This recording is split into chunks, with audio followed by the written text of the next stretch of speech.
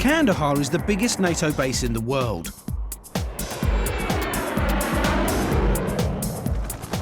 With £1 billion worth of hardware and 14,000 people behind the fence, it needs to be protected.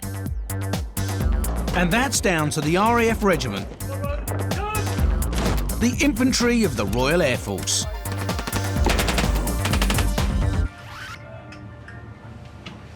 It's 6 AM and A-Flight have been on call all night, in uniform and boots, ready to go at a moment's notice.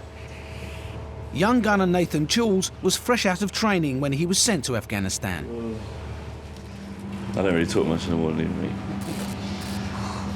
Not a morning person whatsoever. Shift over, they're off to get some breakfast. One thing I like about being here, going to the American mess, and getting pancakes for breakfast. That's brilliant. Especially when you feel like shit in the morning. How much sleep have you had? I've had quite a bit actually, about 4.5 hours. Really get used to it though. I find now on my day off, if I have like more than 6 hours sleep, I feel like I've overslept.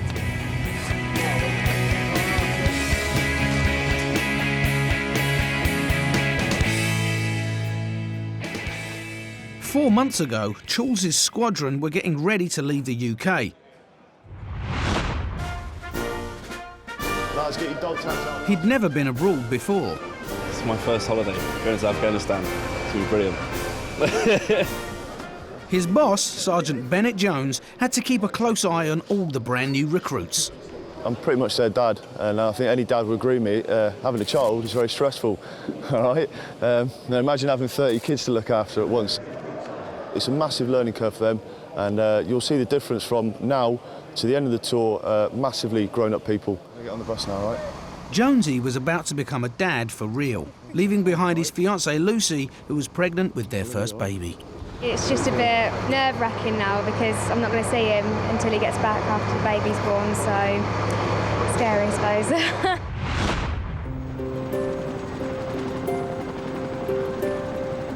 Now, the squadron's 2/3 of the way through their tour of duty. And Jonesy's just got some news. A phone call from my missus' family saying Lucy's water had broke. I spoke to her probably about 2 hours later, and she was actually very quiet on the phone. And I asked, why are you so quiet? And she said, because she was in a hospital ward. Then she said, obviously, I've just given birth to our little daughter, so yeah. So it's quite exciting. And I haven't really slept since then. I've just been walking around and pacing around and just doing stuff and just trying to keep busy. He can't get on a flight for a couple of days, so won't be able to see his new baby just yet. I wish I was there, and I'm gutted I missed it in a way. But it still doesn't stop what I'm doing here. He's got to lead a fact-finding mission outside the wire.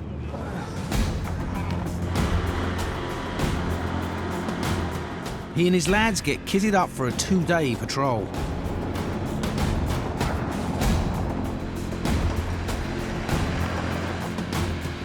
Choules is on top cover.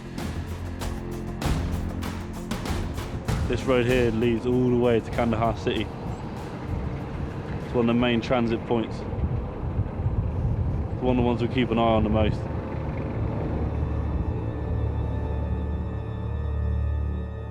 This is one of the most dangerous roads in Afghanistan.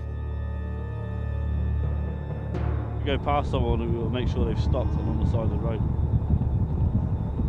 Because you never know what they got in it. If the drivers don't stop, they get a warning. We didn't fire at them, we just fired it into a bit of dead ground beside him. The regiment finds some suspicious holes by the side of the road. Improvised explosive devices, or IEDs, are one of the regiment's biggest threats. 5 of the squadron have already been injured by these roadside bombs. There was 3 holes, even if spread apart. They plant IEDs and holes in them. They dig in and dig them in. It's something we look for, keep an eye on. This time, the holes are empty. They continue their journey. But there's a taxi that isn't stopping as it should. I don't like vehicles follow me at that distance. Any driver could be a suicide bomber. They can blow up at any time. We would like to keep them at 100 metres. It's fucking stupid. It pisses me off. It's like they've got nothing better to do with it, like, apart from end it. I would love to know how they think, I really would. Just know why they just want to kill us. The suspect vehicle stops to let the regiment pass. But the stress is getting to Choules. It does drain you mentally, and emotionally, and physically. You're just fucked, basically. It's a proper drain. I don't know how I'm going to feel at the end of these 6 months.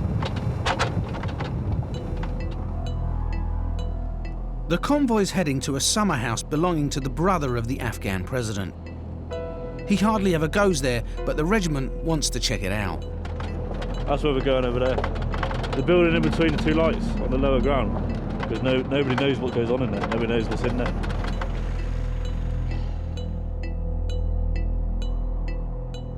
That compound is within our area of responsibility.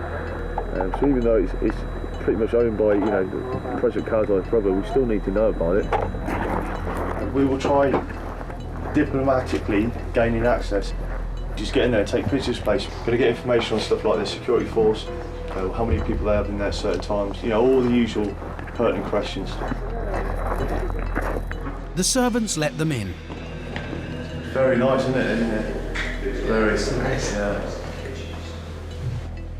They get the layout and the contents of the house.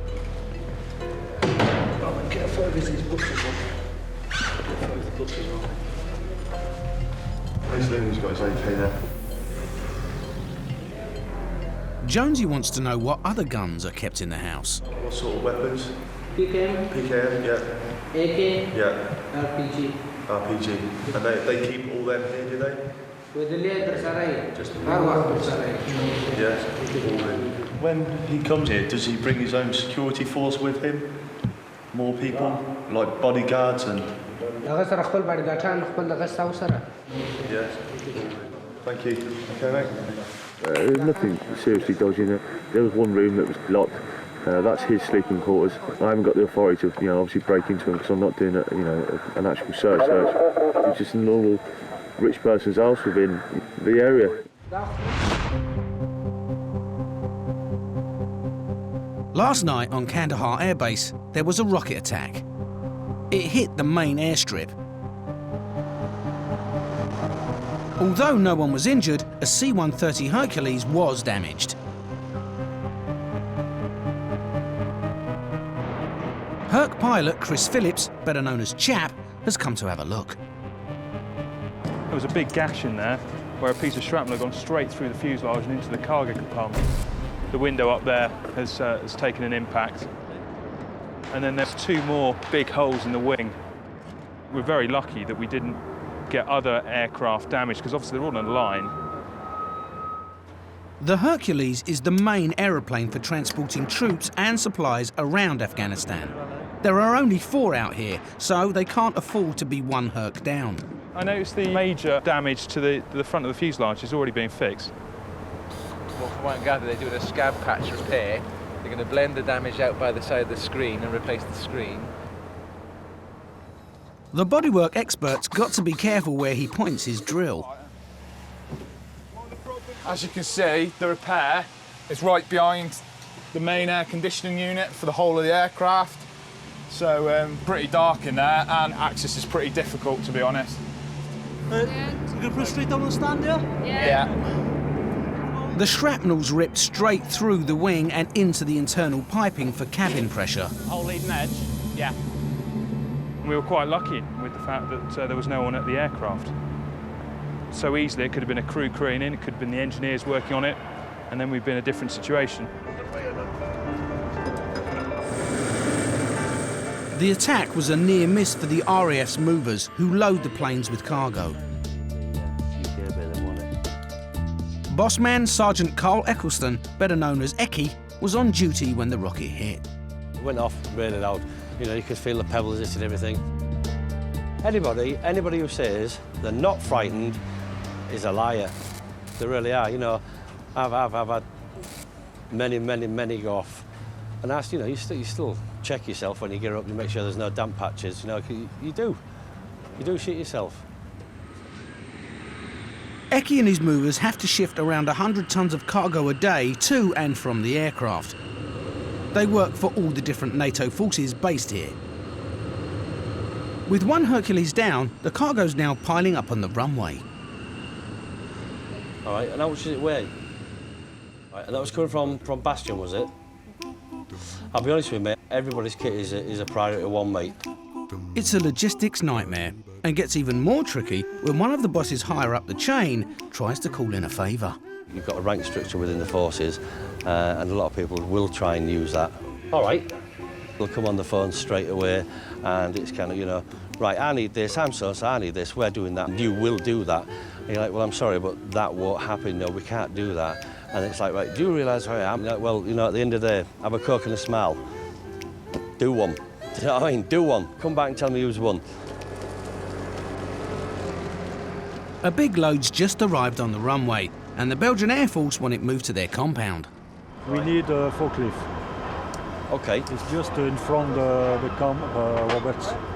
All right, you want it to go to Camp Roberts? Yes. Billy! Will you take it off and then take it up to Camp Roberts for them? Yeah. Nice one, big boy. The movers have a fleet of forklifts, and they're going to need the biggest one they've got to shift some flat pack accommodation blocks. So they'll bring a low loader down, and we'll put onto the low loader, then they'll follow him back in the cats, and then do the offload for him.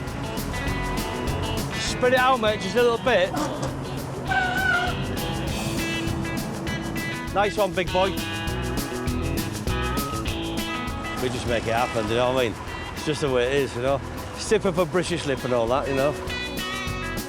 With the lorry loaded up, they start their slow 6-mile journey over to the Belgian camp. Eki has to deal with requests from 28 different countries. French, Italian, whatever. Sometimes there's a language barrier. Where do you want it, mate? We're waiting for two piece, one piece on left and one piece right. OK, mate, yeah, we can do that. We can do that for you. You can always get by. You can always understand what they're on about at the end of the day. It might take a little bit longer. You can always converse in some way, shape or form. Stop there, Mil. You tell me when to stop, mate, yeah?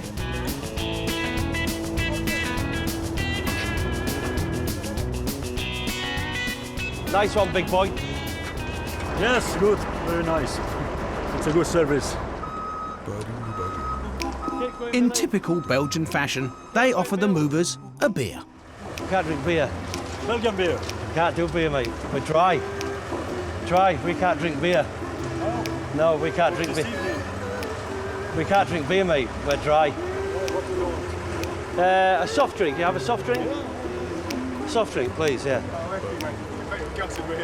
I am gutted, I tell you, I am really gutted.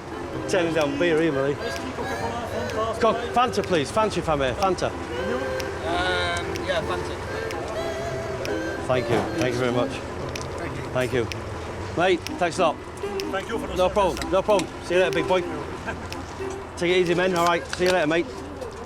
Thanks a lot.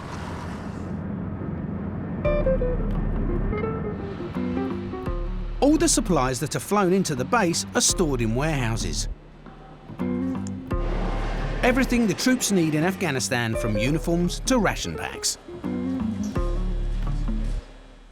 NATO employs 100 Gurkhas to run this part of the operation. Corporal Yogi Limbu is one of the supervisors. When we pack it, we check it again. Yeah. We check it again so that the guys get right quantity, not exactly more, right, not less. Yeah, spot on. He's got to make sure his team's got the right order for a delivery that's going out on the next Hercules. We have everything here for about 8,000 soldiers. Clothing kit, boots, jacket, trousers, safety jackets, camel pack, inner thermals, everything here basically. Jay Frost is Yogi's boss. So is all of this going to Lashkar Gah? Yeah, most of them are going to Lashkar Gah. Yeah.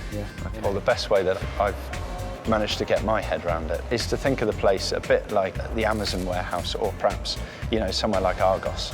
If a shopper comes into the store, that kit will be sorted and placed into a lane for them. The Gurkhas are dedicated soldiers in the combat zone, and their work ethic's just the same in the warehouse. They work together, very, very close-knit teams, and sort of second-guess each other a lot more. I'm not saying that British soldiers can't do that, but Gurkhas more so. Even though we are working inside a fence, we work for the guys in outside, so we are giving our best to support them.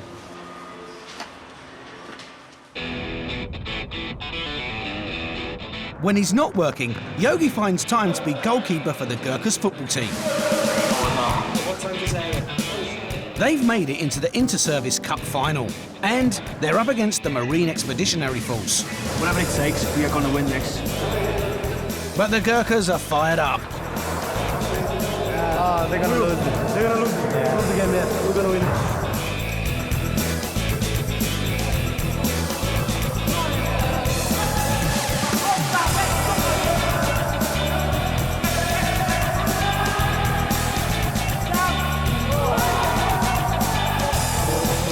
The Gurkhas have got a reputation for being tough as nails, both off and on the pitch.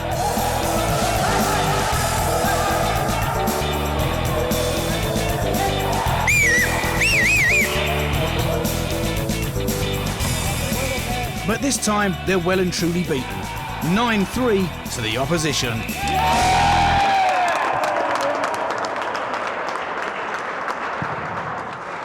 But Yogi's philosophical about the defeat.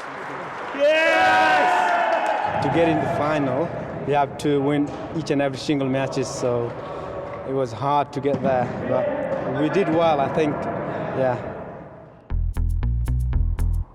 Back at the runway, pilot Chap has come to visit the injured Hercules and finds it's all fixed up and ready to go again.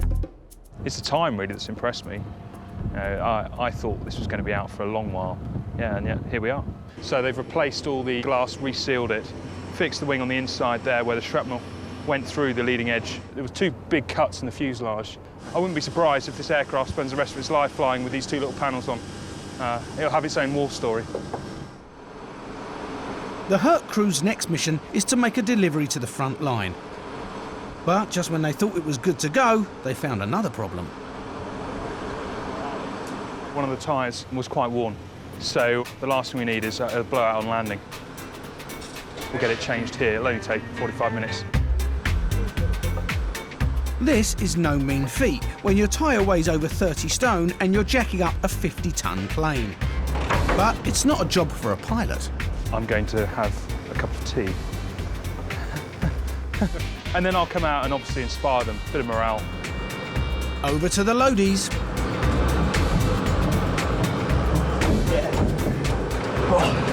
Worst case scenario could be 70 tons. It's not quite that heavy today. It looks strenuous work. I'm slightly out of breath, but I'll recover soon. It's just the jack up bit. Obviously the wheel, weighs a couple hundred kilos itself, but it's all about technique. In true pilot fashion, we just pitch up, cup of tea, bacon roll. Everything all right? Yeah, great work. It's a bit of motivation. The RAF's movers arrive with the Herc's load, a spare engine for a stranded Chinook that's broken down at a forward operating base. This is the engine and some other bits and bobs. Assorted freight.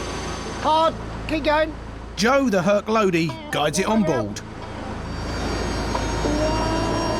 It's got to be straight. If it's not straight, it'll just jam and you'll never get it on. So we're going to load this one onto the main floor, then a baggage pallet onto the ramp here, and hopefully we'll be gone.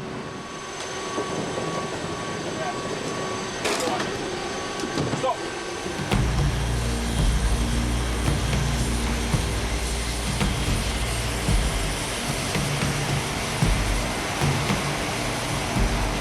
Now we're way late, we'll see.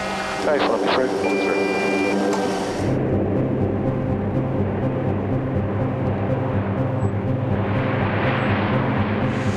That's okay. Gear up, please. Nose. A Hercules is a large and valuable target for the Taliban. They try to attack them on a regular basis. So, Loaded Joe is on the lookout for anyone launching a missile. But 5 minutes into the flight, the onboard defence mechanisms are triggered. Flares are launched to divert any heat-seeking missiles, and pilot Chap prepares his crew for a possible hit. You assume the worst straight away, and you want to get eyes out to make sure that there isn't something coming towards you. So that's why we've got the observers down the back. Joe confirms it's a false alarm. Well, that concentrates the mind. But I can only think it wasn't happy, so it's just fired them as a safety. Doesn't have me brimming with confidence, I must admit. Right. Well, it makes me more confident actually, because I know it works. The Hercules crew are 80 miles north of Kandahar Airbase, dropping off a new engine to a Chinook that's broken down at Tarin Kowt. Pilot Chap has to land the plane on a patch of desert in hostile territory. I reckon I'm there now. Okay, on glide path on set line. Speed is 20 knots fast.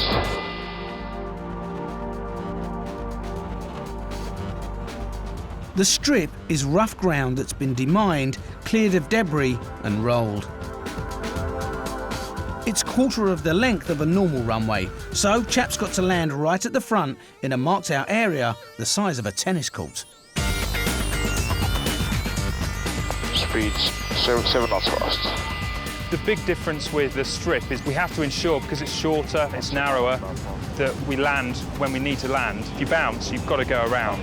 And believe it or not, a big aircraft like this, you can actually bounce it. 8 feet. 40. 20.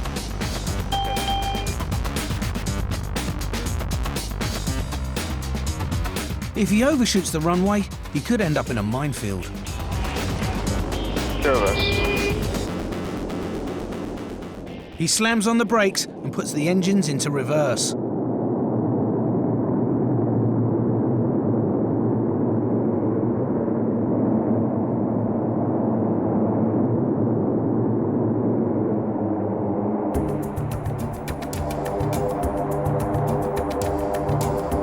The Hercules is an easy target for the Taliban when it's on the ground, so the delivery needs to be quick.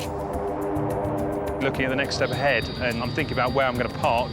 Okay, 30 knots, speed's under control. Where people are on the ground, whether we've got any threats. So you never really switch off, you can't in this environment. You're clear, right. Okay, stop into there. Roger that. Right, parking brakes on. You're clear out the back. The loadies hand the Chinook engine over to the engineers to get the stranded helicopter back up and running. Okay, it's going to be Emirates departure. And the Herc crew get more cargo for their next stop, the capital city, Kabul. Around Afghanistan there are lots of strips, but it is not the norm, the way we operate the aircraft. You can never call a strip an everyday thing. Rotate. Gear up, please, Bells. Once they're out of the hostile zone, they can relax a bit. Reconfirm squawk in 0373. Oh, it's beautiful outside. Good time of day to be flying, isn't it? Not ideal though in terms of security of the aircraft we fly during the day. At night we're obviously less conspicuous, but it will be dark by the time we get into Kabul. So yeah, we get to see beautiful views like this. An hour later, they arrive in Kabul. They deliver their cargo and reward themselves after a stressful day. We finally made it so that we can actually pick up some food. Thai does most amazing curries.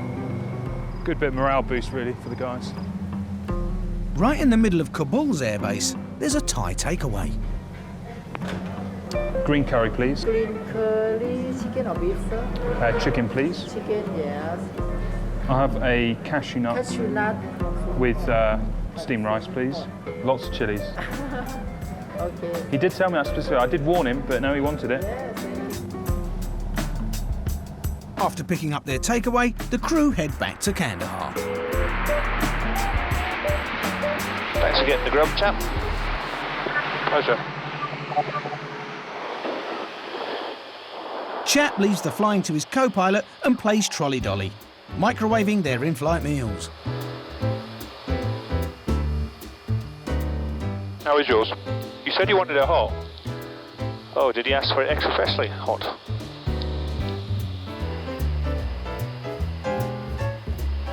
It's hot. Is it actually consumable, though? Yeah, it's actually very tasty. Yeah. Gentlemen, down the back, do you want anything? To round off a perfect dinner, coffee's all round.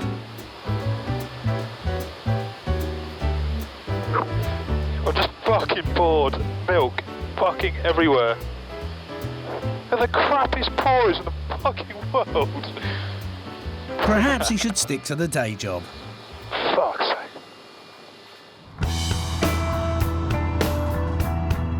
On a busy airbase, there are plenty of everyday hazards that could injure the troops and civilians living here.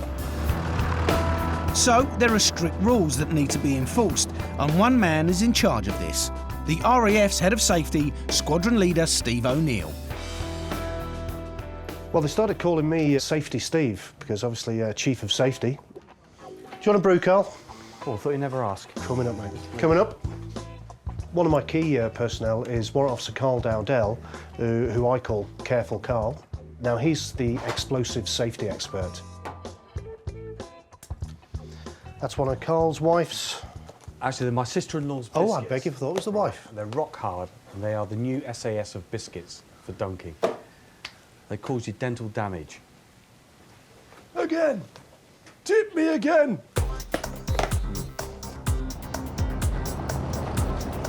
Safety Steve and Careful Carl are off to inspect the base. Their first stop, the rubbish tip, where locals are employed by a private contractor to sort through 60 tonnes of rubbish a day. I must admit, they do a fantastic job. And they all do it with a smile on their face, which I don't know where else you would get that. I don't think you'd find it anywhere in Britain, that's for sure, but No, it's not something I'd like to do. The rubbish is put into separate piles. Food gets buried, paper and cardboard's burnt, plastic goes into a toxic waste unit, and there's one special burn pit. As well as medical waste, we actually do cremations for military dogs. Okay. We cremated one last week that was awarded 2 medals. And the soldiers come back and collect the ashes. Right. And ship it back to the States. And that would just be for the military dogs, you know, the wild military dogs. So the wild dogs we put in the big burners. In the pit of Hades. Yeah. Okay. Exactly. And, well, I guess these dogs were considered soldiers, right? Yeah, I don't know how the US is. I'm sure it's the same as us, but our dogs in the Royal Air Force are called airmen. You know, air dogs. I beg your pardon. Steve and Carl's next job is to collect ammunition that's been dumped by the troops coming back to base. The soldiers aren't allowed to carry any live bullets or grenades on them unless they're on duty. So there are ammo bins around the camp, and they fill up pretty quickly. Let's see what goodies we've got. Let's have a little look. Lovely jubbly. So we've got about 3 or 4 days worth in here. Lots of Eastern European ammunition. I feel like a Mexican bandit with this amount of ammo. My job today is to dispose of all this unserviceable munitions. If the coalition forces, we're going to use the ammunition that we have in here, it might not work because it has an old shelf life. So we blow it up and take it off the street so the enemy can't use it.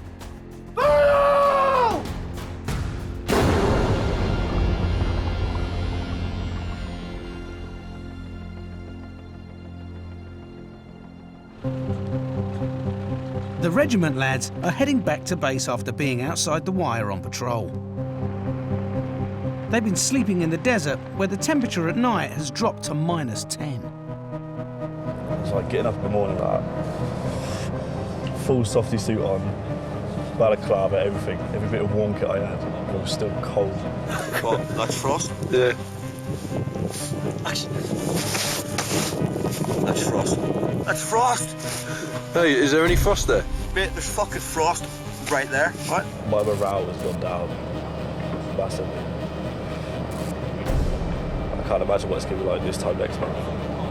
Because it hasn't even started raining yet. It's just the beginning of winter. And I'm really hating it.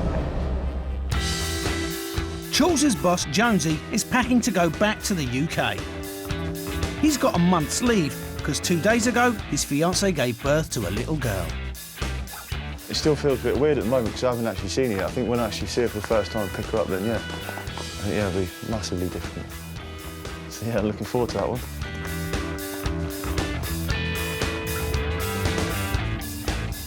He's got a 15-hour journey, flying the first leg on a C-17 Globemaster.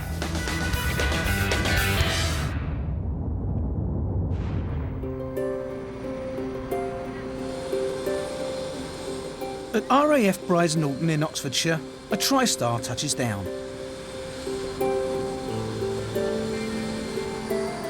Sergeant Bennett Jones of the RAF Regiment is home after 4 long months away. And he's about to be reunited with his fiancée Lucy and meet his week-old daughter Maisie for the very first time.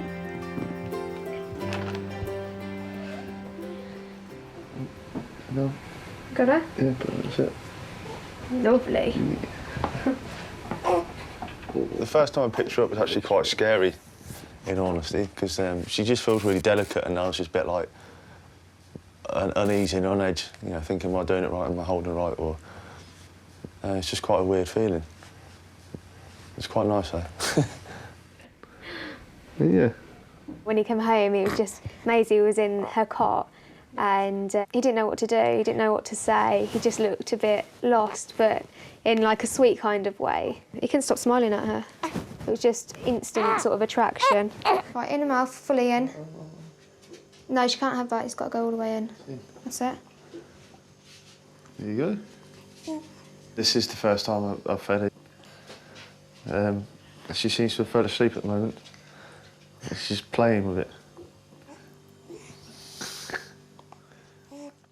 Being home from a war zone means a big adjustment for Jonesy and Lucy.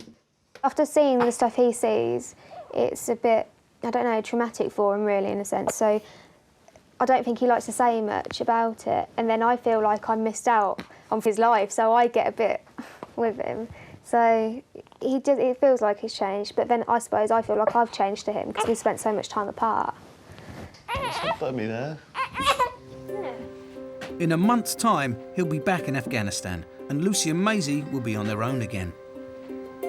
Bennett's got so much at stake at home. You know, if anything happens, we're going to be just lost, you know. That's the only word. It's just a bit lost without him. Jones is happy to be with his family, but he can't help but think about his squadron 4,000 miles away in Kandahar. Even though I was leaving for a good reason, obviously, to come back and meet my daughter and that, it still felt rough leaving them behind. I mean, I'm still worried now. I still go on the internet so I can have a quick chat with them, just to make sure they're all right. But I can honestly say, I think if something did happen out there to any of them, I'd be trying to get back out there. One squadron's got another 2 months to serve in Afghanistan. 21-year-old gunner Nathan Charles started his tour with such high hopes. It is the best job in the world. I'd even recommend it to my own mother. That's how confident I am about this job. He and his mates trained hard to do a difficult job. Lads, if you put your knees down, you owe me $1. 1, 2. Now they've patrolled hostile territory in both 40-degree heat and freezing conditions, day and night, constantly on the lookout for an invisible enemy. Basically, someone's signalling that they know what we're doing, basically. Nathan Charles got to see the real Afghanistan. Makes you think that your house at home isn't really that bad. Look what these people live in. Horrendous. Does make you think. And with 5 of his mates wounded at the hands of the Taliban, the reality of war has taken its toll. I can't wait to go home. I really can't wait to go home.